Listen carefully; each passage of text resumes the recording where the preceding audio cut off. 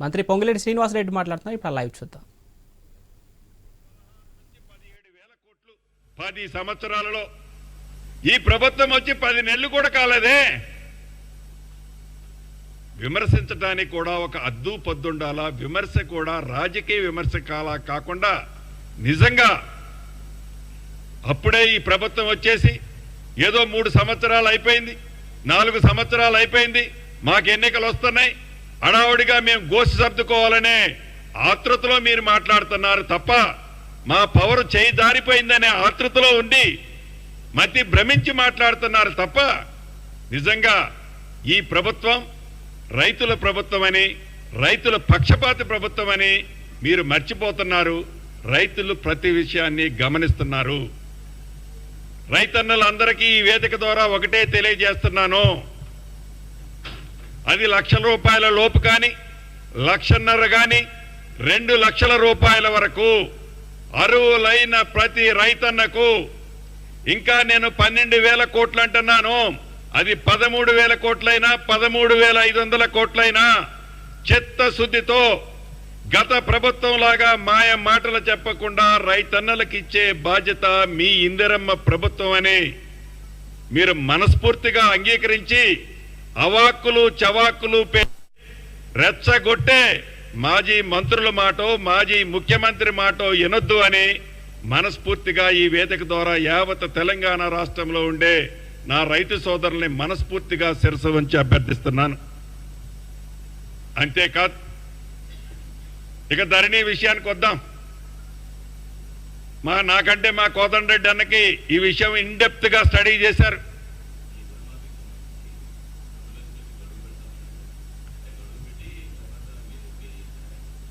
ఈ 2 లక్షల రూపాయల కంటే ఎక్కువ ఏదైతే ఉందో ఆ డబ్బు 5,000, 10,000 ఉంటే వాళ్ళు ఎమ్మటే కట్టగలుగుతారు. అది 1,00,000, 2 లక్షల్లో ఉంటే ఆ రైతులను కట్టడానికి లేట్ అవుతుంది. కాబట్టి రేపే కట్టు, ఎల్లుండే కట్టు అనకుండా అది నెల, 2 నెలల, 3 నెలల ఒక కట్ ఆఫ్ డేట్ పెడతాం. కంఫర్ట్ గా రైతన్నల్ని ఇబ్బంది పెట్టాలన్నది ఈ ప్రభుత్వ ఉద్దేశం కానే కాదు. తెల్ల రేషన్ కార్డు అనే ఏదైతే రేషన్ కార్డు బేస్ చేసుకునే చేస్తున్నామనేది నిజం కానే కాదు. ఎక్కడైనా ఏ అధికారైనా ఆ దిశగా ప్రయత్నం చేస్తే, ప్రభుత్వాన్ని బదనాం చేయాలని ఏ అధికారాన్ని అనుకుంటే తప్పకుండా అటువంటి అధికారి మీద కూడా ఈ ప్రభుత్వం చర్యలు తీసుకుంటుంది. రైతన్నల దగ్గరకే ఈ ప్రభుత్వ అధికారుల్ని పంపిస్తుంది. రైతుల పట్ల చిత్తశుద్ధి ఈ ప్రభుత్వానికి ఆనాడు ఇందిరమ్మ ప్రభుత్వంలో ఎలా ఉందో ఈ ఇందిరమ్మ ప్రభుత్వంలో కూడా అంతే ఉంటది. ఎస్ ఎందుకంటే వాళ్ళకి మళ్ళీ లోను రావాలంటే మా 2 లక్షల రూపాయలు ఒక్కటిస్తే వాళ్ళకి మళ్ళీ తిరిగి లోను రాదు. దాంతో వారికి రైతన్నలకి లబ్ధి జరగదన్నదే ఈ ప్రభుత్వం యొక్క లక్ష్యం. కొంచెం లేదు మళ్ళీ కానీ పూర్తిగానే. తర్వాత ధరణికి సంబంధించి ఎన్నికల్లో చెప్పింది ఈ ప్రభుత్వం. ఆనాడు మా నాయకులు రాహుల్ గాంధీ గారు, ఆనాటి పిసిసి అధ్యక్షులు, ఈనాటి ముఖ్యమంత్రి గౌరవనీయులు రేవంత్ రెడ్డి గారు, కోదండరెడ్డి గారు, మా మహేష్ అన్న, మిగతా నాయకులందరూ అనేక వేదికల మీద చెప్పాం. ఇందిరమ్మ రాజ్యం వచ్చిన తర్వాత ధరణిని తీసుకొని బంగాళాఖాతంలో వేస్తామని చెప్పిన మాట నిజం. ఈ బంగాళాఖాతము అనే వర్డ్ని ఆనాటి ముఖ్యమంత్రి గారు పదే అనేక ఎన్నికల సభల్లో బంగాళాఖాతంలో వేస్తారట. బంగాళాఖాతంలో వేస్తారంటే అట అని ప్రజలని రెచ్చగొట్టినా, ఈనాడు ఎట్లయితే రైతుల్ని రెచ్చగొట్టాలని చూస్తున్నారో ఆనాడు కూడా ఈ ధరణి మీద కాంగ్రెస్ పార్టీకి ఏదైతే క్లారిటీ ఉందో ఆ క్లారిటీని స్పష్టంగా వేదికల మీద చెబితే ఆనాటి ముఖ్యమంత్రి గారు మాట్లాడిన భాష ప్రజలు విస్మరించలేదు, నమ్మలేదు. కాబట్టే ఇందిరమ్మ రాజ్యాన్ని తెచ్చుకున్నాం. ఆ ఇందిరమ్మ రాజ్యంలో ప్రభుత్వం వచ్చిన మరుక్షణమే ఒక ధరణి కమిటీని పెద్దలు, అనుభవజ్ఞులు కోదండరెడ్డి గారిని అధ్యక్షతన అనేక మంది నిపుణులను దాంట్లో పెట్టి కమిటీ వేసి, కమిటీ సూచనల మేరకు ఏదైతే ఆనాటి ప్రభుత్వంలో ఉన్న లొసుకులతో ఉన్న అనేక లక్షలాది అప్లికేషన్లని షార్ట్అవుట్ చేశాం. ఇప్పుడు కూడా నాకు తెలిసి ఈ వారంలో ఈ నెక్స్ట్ వీక్ ఎండ్ లోపు ధరణికి సంబంధించిన పాత అప్లికేషన్లన్నీ పాత వాటితో పాటు కొత్త అప్లికేషన్లు ఏవైతే వస్తున్నాయో అవన్నీ కూడా న్యాయమైన వాటిని జెన్యూన్ గా ఉన్న వాటిని పరిష్కరించాం. జెన్యూన్ లేని వాటిని స్పీకింగ్ ఆర్డర్స్ అంటే రీజన్ మెన్షన్ చేస్తూ రిజెక్ట్ చేయడం జరిగింది. అదే రకంగా ఆనాడు 2020 రెవెన్యూ చట్టం, ఆ చట్టము ఒక పాముల పుట్ట లాంటిది.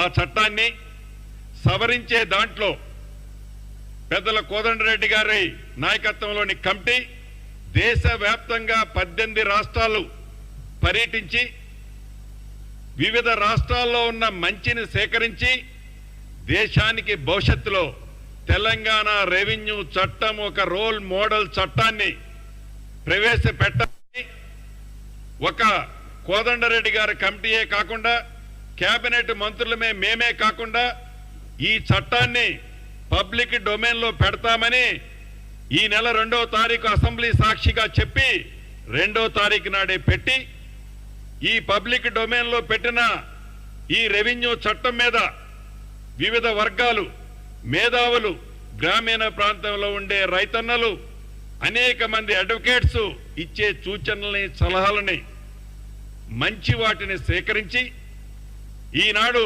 ప్రధాన ప్రతిపక్షం అని చెప్పుకుంటున్న నాయకులు ఇచ్చే మంచి సూచనలుంటే వాటిని కూడా ఈ చట్టంలో ఇన్కార్పొరేట్ చేస్తూ ఒక రోల్ మోడల్ చట్టాన్ని అతి కొద్ది రోజుల్లో తేవాలనుకున్నాం. దాంతోపాటు మొన్ననే గౌరవ ముఖ్యమంత్రి గారి సూచనల మేరకు ఈ 23 అంటే రేపు 23, 24, 25 ఈ 3 రోజుల్లో రాష్ట్రంలో ఉండే అన్ని కలెక్టరేట్లలో ఈ రెవెన్యూ యాక్ట్ మీద ఒక సదస్సు పెట్టాలని ఆదేశించాం.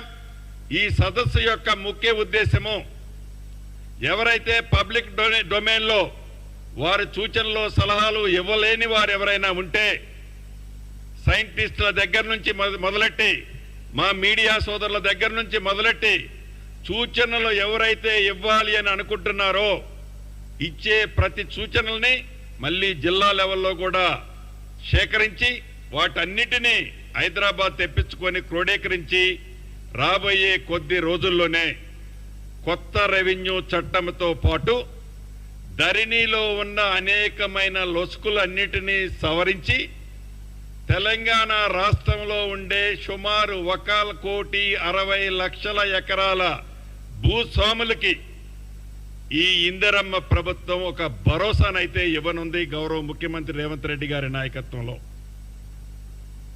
అంతేకాదు మొన్ననే ఏదైతే ఈ తెల్ల రేషన్ కార్డుల సబ్జెక్టు ఎప్పుడో 10 సంవత్సరాల క్రితం తెల్ల రేషన్ కార్డులు ఇచ్చింది ఆనాటి ప్రభుత్వం. తర్వాత అధికారంలోకి వచ్చిన ప్రభుత్వం ఎక్కడైతే ఎన్నికలు వస్తాయో, ఎక్కడైతే బై ఎలక్షన్స్ వస్తాయో ఆ బై ఎలక్షన్ వచ్చిన ప్రాంతంలోనే తెల్ల రేషన్ కార్డులు కానీ, ఆసరా పెన్షన్లు కానీ, దళిత బంధువు కానీ ఏ కొత్త స్కీమ్ అయినా చివరికి సర్పంచులకు సంబంధించిన బిల్స్ కానీ ఈ బై ఎలక్షన్ వచ్చిన కాన్స్టిట్యున్సీలోనే ఆనాటి ప్రభుత్వం ఇచ్చేది. కానీ ఈ ఇందిరమ్మ ప్రభుత్వంలో కేబినెట్ సబ్ కమిటీని కూడా గౌరవ ముఖ్యమంత్రి గారు నిర్ణయించారు. సబ్ కమిటీ మీటింగులు 2 మీటింగులు అయ్యాయి. రాబోయే కొద్ది రోజుల్లోనే ఈ రేషన్ కార్డు అనేది 2 సెక్టార్లుగా విడగొట్టాలన్నదే ఈ ప్రభుత్వం యొక్క లక్ష్యం, ఈ ప్రభుత్వం యొక్క ఆలోచన. ఈ ప్రభుత్వం ఆలోచన కాదు, సామాన్య ప్రజలు కోరుకుంటున్న ఆలోచనే ఈ ఇందిరమ్మ ప్రభుత్వం యొక్క ఆలోచన. దాంట్లో ఒకటి రేషన్ కార్డు, రెండవది హెల్త్ కార్డు. ఈ రేషన్ కార్డుని, హెల్త్ కార్డుని బైఫర్కేట్ చేయాలన్నదే ప్రజల సూచనల మేరకు ఈ ప్రభుత్వం నిర్ణయం తీసుకోవాలనుకుంటుంది.